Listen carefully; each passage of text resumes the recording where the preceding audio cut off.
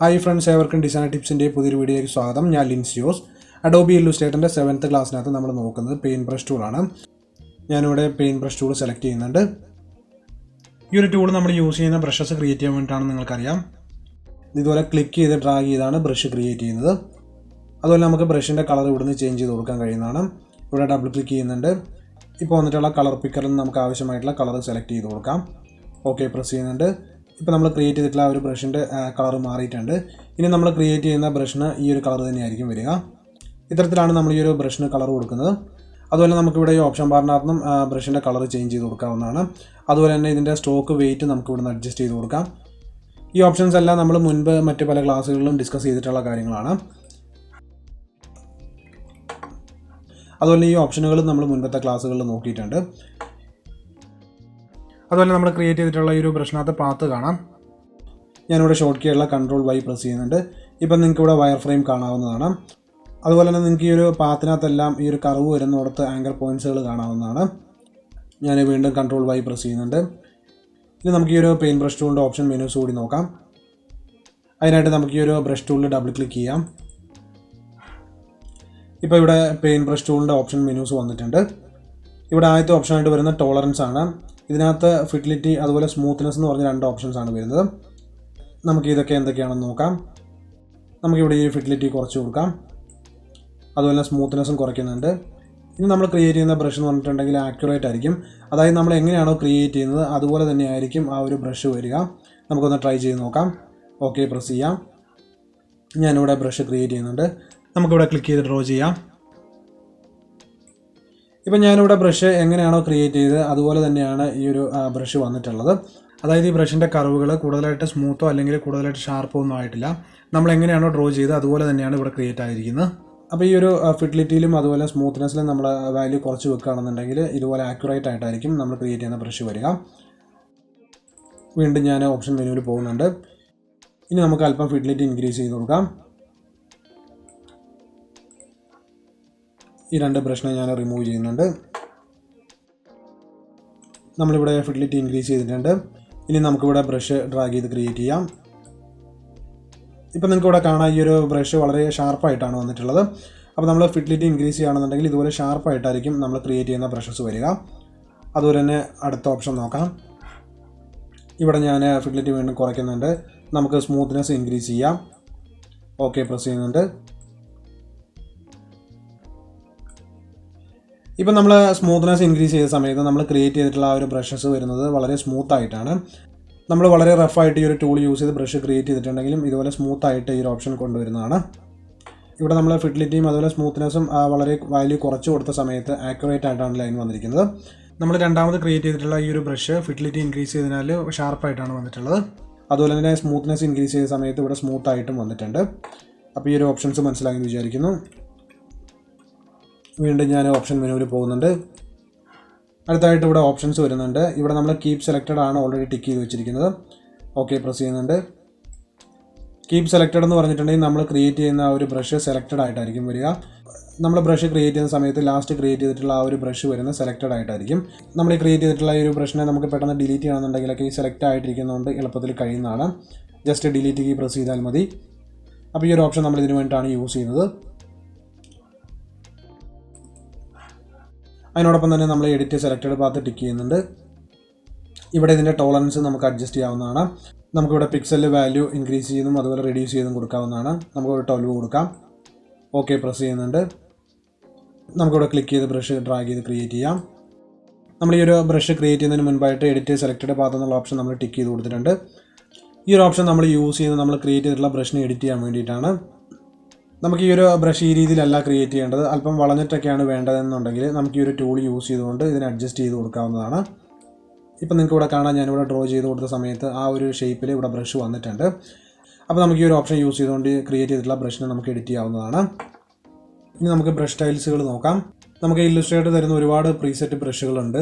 നമുക്ക് ഈ right പാനലിനകത്ത് brushes കാണാവുന്നതാണ്. ഇവിടെ നിങ്ങൾക്ക് ആ ഒരു ഓപ്ഷൻ കാണുന്നില്ല എന്നുണ്ടെങ്കിൽ വിൻഡോയിൽ പോയി കഴിഞ്ഞിട്ടുണ്ടെങ്കിൽ ബ്രഷസ് എന്ന് പറഞ്ഞ ഓപ്ഷൻ വരുന്നതാണ്. ഇതിൻ്റെ ഷോർട്ട് കീ ആയിട്ട് വരുന്ന F5 ആണ്. അതുപോലെ തന്നെ ബ്രഷ് ലൈബ്രറീസും വരുന്നുണ്ട്. ഇതെല്ലാം നമുക്കിവിടെ പാനലിനകത്ത് പോയി കഴിഞ്ഞാൽ കിട്ടുന്നതാണ്. ഞാനിവിടെ ക്ലിക്ക് ചെയ്യുന്നുണ്ട്. ഇവിടെ നിങ്ങൾക്ക് കാണാൻ കുറച്ച് ആർട്ടിസ്റ്റിക് ബ്രഷുകൾ. ഇതെല്ലാം നമുക്ക് ഇവിടെ വരുന്ന പ്രീസെറ്റ് ബ്രഷുകളാണ്. അതുപോലെ തന്നെ നമുക്കൊരു ബ്രഷ് സ്റ്റൈൽ വേണമെന്നുണ്ടെങ്കിൽ ക്രിയേറ്റ് ചെയ്ത് സേവ് ചെയ്യാവുന്നതാണ്. നമുക്കിവിടെ കുറച്ച് എക്സാമ്പിൾസ് നോക്കാം. ഞാൻ ഈ ഒരു ബ്രഷ് സെലക്ട് ചെയ്യുന്നുണ്ട്. ഇപ്പം നിങ്ങൾക്ക് ഇവിടെ കാണാം നമ്മൾ ആദ്യം ക്രിയേറ്റ് ചെയ്തിട്ടുള്ള ആ ഒരു ബ്രഷിൻ്റെ സ്റ്റൈൽ മാറിയിട്ടുണ്ട്. ഇനി നമ്മൾ ക്ലിക്ക് ചെയ്ത് ഡ്രാഗ് ചെയ്യുകയാണെന്നുണ്ടെങ്കിൽ ഈ ഒരു സ്റ്റൈലിലുള്ള ബ്രഷ് ആയിരിക്കും ഇവിടെ ക്രിയേറ്റ് ആവുക. ഇതിൻ്റെ വെയിറ്റ് അല്പം ഇൻക്രീസ് ചെയ്ത് കൊടുക്കാം. അപ്പോൾ ഇതുപോലെ നമ്മൾ ബ്രഷ് യൂസ് ചെയ്യുന്ന സമയത്ത് ഇവിടെ നമുക്ക് പലതരത്തിലുള്ള ബ്രഷ് സ്റ്റൈലുകളും സെലക്ട് ചെയ്യാവുന്നതാണ്. അതുപോലെ ഇവിടെ താഴെ വരികയാണെന്നുണ്ടെങ്കിൽ ലൈബ്രറി ഉണ്ട്. ഇവിടെ ലൈബ്രറിക്കകത്ത് ഒരുപാട് ബ്രഷ് സ്റ്റൈലുകൾ വരുന്നുണ്ട്. നമുക്ക് ഈ ഒരു ആരോസും സെലക്ട് ചെയ്ത് നോക്കാം. ആരോ സ്പെഷ്യൽ സെലക്ട് ചെയ്യുന്നുണ്ട്. ഇപ്പം ഇതിനകത്ത് നിങ്ങൾക്ക് കാണാം പലതരത്തിലുള്ള ആരോസ് വന്നിട്ടുണ്ട്. നമുക്ക് ഈ ഒരു ബ്രഷിനെ സെലക്ട് ചെയ്യാം. അതിനുശേഷം ഞാൻ ഈ ഒരു ആരോ സെലക്ട് ചെയ്യുന്നുണ്ട്. ഇപ്പം നിങ്ങൾക്ക് ഇവിടെ കാണാം നമ്മൾ ആ ഒരു ക്രിയേറ്റ് ചെയ്തിട്ടുള്ള ബ്രഷ് ആരോ സ്റ്റൈലിലേക്ക് മാറിയിട്ടുണ്ട്. അപ്പോൾ ഇതുപോലെ നമ്മുടെ പലതരത്തിലുള്ള വർക്കുകൾക്ക് നമുക്ക് ഈ ഒരു പ്രീസെറ്റ്സുകൾ യൂസ് ചെയ്യാവുന്നതാണ്. അതുപോലെ ഇവിടെ ആർട്ടിസ്റ്റിക് ബ്രഷുകൾ വരുന്നുണ്ട്. ഇവിടെ നമുക്ക് ആർട്ടിസ്റ്റിക് കാലിഗ്രാഫിക്ക് സെലക്ട് ചെയ്യാം. ഇവിടെ നമുക്ക് നെക്സ്റ്റ് കൊടുക്കുകയാണെന്നുണ്ടെങ്കിൽ കൂടുതൽ ബ്രഷുകൾ കാണാൻ കഴിയുന്നതാണ്. അപ്പോൾ ഇവിടെ പലതരത്തിലുള്ള ബ്രഷ് സ്റ്റൈൽസുകളുണ്ട്. ഇതെല്ലാം നമ്മൾ ബ്രഷ് ക്രിയേറ്റ് ചെയ്യാൻ വേണ്ടിയിട്ടാണ് യൂസ് ചെയ്യുന്നത്. ഇവിടെ നിങ്ങൾക്ക് കാണാൻ കുറച്ച് ഫ്ലാറ്റ് ടൈപ്പ് ആയിട്ടുള്ള ബ്രഷ് സ്റ്റൈലുകൾ. ഇത് നമ്മൾ പലതരത്തിലുള്ള ഫോണ്ട് സ്റ്റൈലുകളൊക്കെ ഡ്രോ ചെയ്ത് ക്രിയേറ്റ് ചെയ്യാൻ വേണ്ടിയിട്ടാണ് യൂസ് ചെയ്യുന്നത്. അപ്പോൾ നമുക്ക് ഈ ഒരു കസ്റ്റം ടൈപ്പിലുള്ള ഫോണ്ടുകളൊക്കെ ഈ ഒരു ബ്രഷസ് യൂസ് ചെയ്തുകൊണ്ട് ക്രിയേറ്റ് ചെയ്യാവുന്നതാണ്. ഞാനിവിടെ നെക്സ്റ്റ് പ്രസ് ചെയ്യുന്നുണ്ട്. ഇവിടെ നമുക്ക് ഓരോ ബ്രഷ് സെലക്ട് ചെയ്ത് നോക്കാം. അതുപോലെ ഞാനിവിടെ ടെക്സ്റ്റ് ടൂൾ യൂസ് ചെയ്തുകൊണ്ട് ഒരു വേർഡ് ടൈപ്പ് ചെയ്യുന്നുണ്ട്.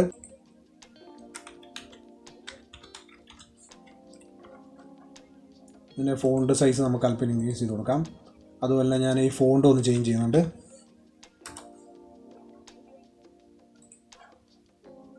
അതിനുശേഷം ഞാനിവിടെ ടൈപ്പിൽ വന്നതിന് ശേഷം ക്രിയേറ്റ് ഔട്ട്ലൈൻ കൊടുക്കുന്നുണ്ട്.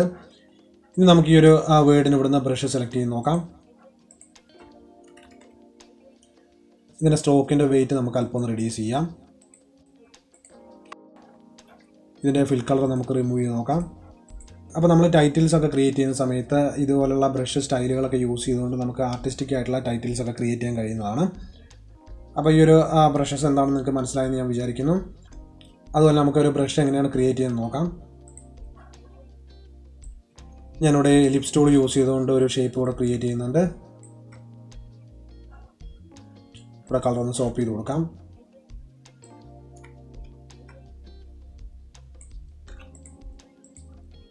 ഈ ഒരു റൗണ്ട് ഷേപ്പിൻ്റെ കോപ്പി എടുക്കുന്നുണ്ട്.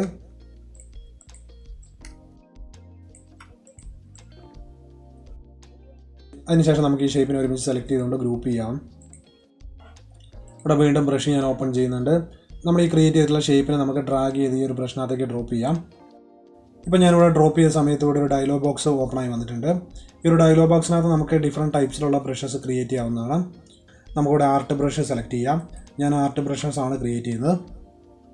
ഓക്കെ പ്രസ് ചെയ്യാം. ആദ്യം തന്നെ വന്നിട്ടുള്ള ഈ ഒരു ഓപ്ഷനകത്ത് നമ്മൾ ക്രിയേറ്റ് ചെയ്യുന്ന ബ്രഷിന് നെയിം കൊടുക്കാവുന്നതാണ്. അതുപോലെ നമുക്ക് ഈ ഒരു ബ്രഷിൻ്റെ വിഡ്ത്ത് അഡ്ജസ്റ്റ് ചെയ്യാവുന്നതാണ്. ഇവിടെ നമുക്ക് വാല്യൂ ഇൻക്രീസ് ചെയ്തുകൊണ്ട് ഇതിൻ്റെ വിഡ്ത്ത് അഡ്ജസ്റ്റ് ചെയ്യാം. ഞാനിവിടെ ഒരു നോർമൽ ആയിട്ടുള്ള വാല്യൂ തന്നെയാണ് കൊടുക്കുന്നത്, അതായത് 100%. അടുത്തായിട്ട് വരുന്ന ബ്രഷ് സ്കെയിൽ ഓപ്ഷൻസ് ആണ്. ഈ ഒരു ബ്രഷിൻ്റെ സൈസ് ഒരു പ്രൊപ്പോർഷനിൽ തന്നെ സ്കെയിൽ ചെയ്യണമെന്നുണ്ടെങ്കിൽ നമുക്ക് ഈ ഒരു ഓപ്ഷൻ യൂസ് ചെയ്യാവുന്നതാണ്.